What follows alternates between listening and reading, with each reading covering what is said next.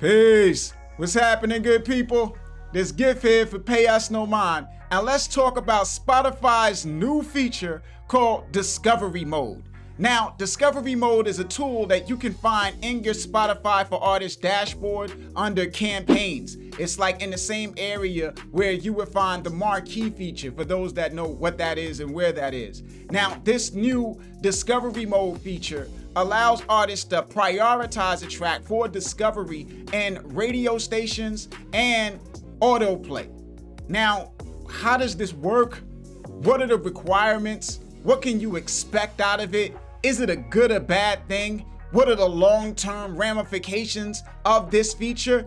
We're gonna get into all of that right after we pay some bills with a word from our sponsor. Did you know that distribution through CD Baby is now just $9.99? No matter the type of release, so it can be an album, an EP, or a single, and it's all just $9.99, including UPC codes, which are now free and come included with the cost of digital distribution, which is also a one-time fee. So unlike other digital distributors that charge you annual fees to keep your music in stores, with CD Baby, you pay once and your release stays in stores forever. And they've managed to make this change without changing their service. So you still get your music distributed to an unlimited number of stores, which includes distribution to new stores, content ID, distribution to social media platforms like Facebook, Instagram, as well as sync licensing opportunities and more. If you want to check out CD Baby, click the link in the description box. Get a 50% discount through Payusnomind. So, what are the requirements to be eligible for this tool? And the requirements are, according to Spotify, that you have to have 5,000 monthly listeners within the past 28 days or 1,000 followers in the country that you could target ads to in their ad studio platform. So you look up the countries that you could target an ad studio, and those are the countries that you need to have at least 1,000 followers in order to be eligible for this tool. Now, additionally, this is aimed at artist radio stations. So in order for Spotify to know which artist radio stations to put your music into, they have to know which artists you're similar to. So if you don't have a similar artist, then it's probably not likely you're going to be eligible for this tool either. So that's probably another thing that you're going to have in order to really utilize this tool. A similar artist section where they understand who your fans are and what artists you rank as similar to and all of that good stuff. Now, my interpretation, let's get to my interpretation of this tool, because a lot of people will look at it as a promotional tool, which it is, but not in a sense of like boosting your streams where you're gonna get 20 times or 100 times the streaming activity that you previously would. What they're saying is they are allowing you to prioritize a track for discovery in artist radio stations and autoplay, which basically when you have songs on Spotify, it's fragmentation. You have a bunch of songs on there and you got some songs getting radio airplay, some getting more than others, right? So it's like one song might get 10, another song might get 15, another song might get 20. So what they're doing seemingly is allowing you to consolidate that activity into one song. So rather than you having 20 songs split all of the streams that you would get from artist radio or autoplay, you have all of those streams consolidated and dedicated to one particular song that you feel good about or that you feel like you want people to hear. So it's not getting you more streams, it's just allowing you to focus all of the streams on a particular song. Now, in addition to that, because they highlight some of the expectations of it, right? Like what you could expect from it by laying out what other artists have got from it. So you can see when it comes to discovery mode, Spotify says on average, artists see 50% of a 50% increase in saves and a 44% increase in user playlist ads and a 37% increase in follows during the first month of discovery mode. Now, why does that happen? That happens because of reinforcement. It's like getting a song on radio and rotation on radio. If you got a song played once on a radio station, ain't gonna rock your world.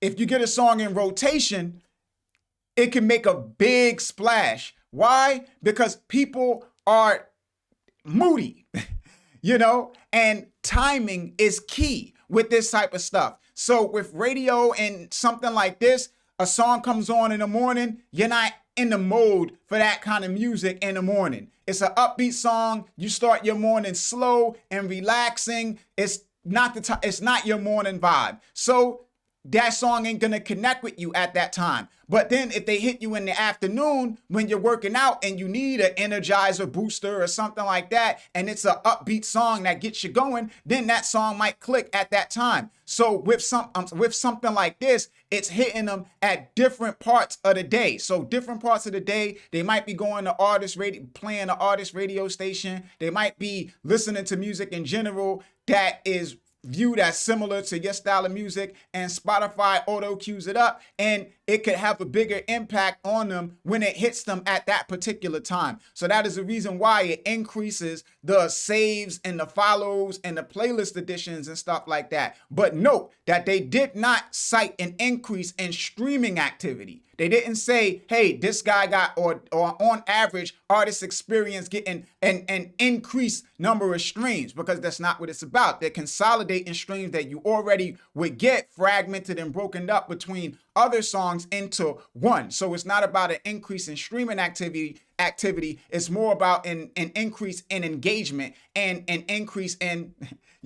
discovery, right? But consolidated into one song. Now, thinking about it from the standpoint of ramifications and how this can all play out, because one of the requirements are that you have to sacrifice 30% of the revenue that gets generated by these streams. So the streams that come from discovery mode, Spotify is going to take 30% of the revenue generated by those streams, which isn't the end of the world. 30%, that's not a lot considering the fact that it's free promotion. And if you were making $100 and I came and I said, hey, I can help you make an additional $100, I'm just going to take $30, you're still getting $70 more than you would have got before, right? So it ain't the end of the world. Now, where it gets weird at is the whole drift into payola and the whole thing about long-term and what it sets a precedent for.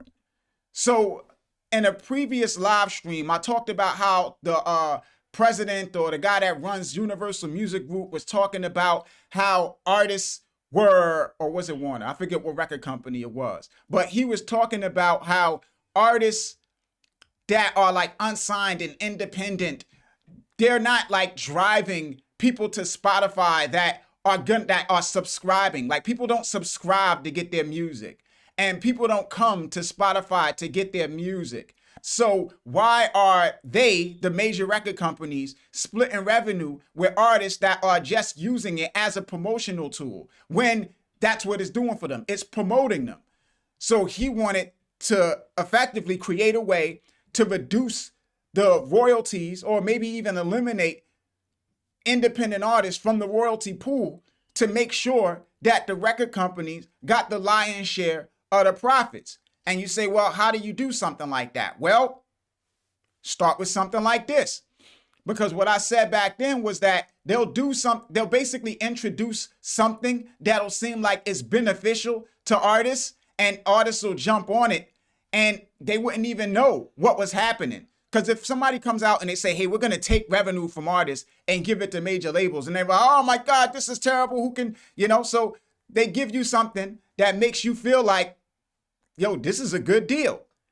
Now, that's not to say that this isn't a good deal. I'm not knocking the deal. I'm just setting the table and letting you see all of the cards. Because at the end of the day, this might not be such a bad thing because you get promotion. But what happens if they extend it? They run this promotion, they see a whole bunch of artists are willing to sacrifice and accept less royalties in exchange for promotion through these playlists. So then they extend it and they say, okay, well, how about we apply it to Discover Weekly? How about we apply it to Release Radar? How about we apply it to algorithmic editorial? How about we even extend it to straight up editorial?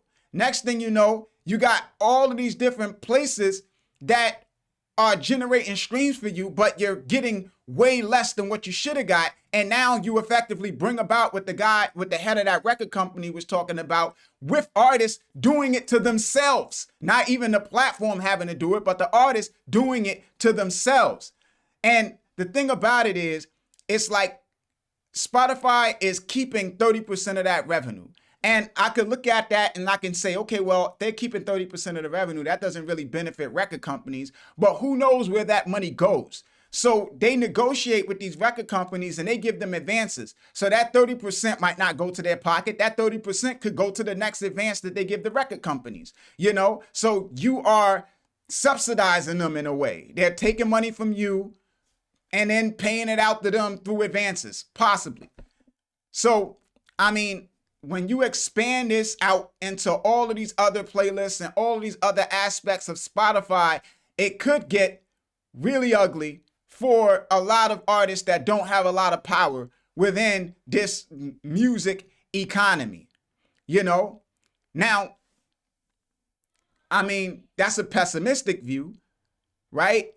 The positive view, the optimistic view is to say, okay, well, artists get to expose their music, they reach more fans, they get more engagement, all of that good stuff, which is true as well. It's just that the other stuff is something that you have to be aware of too, because you already don't make a lot of money from Spotify as it is. So making even less, man, is just like, I don't know, right? Now, I am interested in hearing y'all thoughts, y'all comments, y'all opinions. So make sure you do comment in the comment section. Let me know what you feel about all of this news. Now, on the Pay Us No Mind blog, we will be taking a dive into, like a deep dive into this feature, as well as the other features that Spotify announced at their Stream On conference. So they announced a bunch of stuff like video clips and like a something called like a pre-save internally, where you could have pre-save campaigns on the Spotify platform,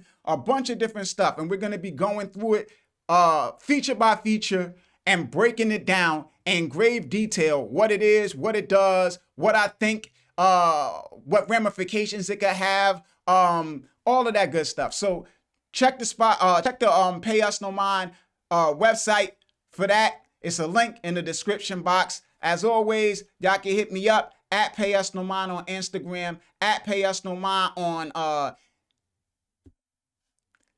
as always, y'all can hit me up at Payusnomind on Instagram, at Payusnomind on Twitter, payusnomind@gmail.com if you want to email me. This is Gift signing off. Pay Us No Mind. Peace, good people. One.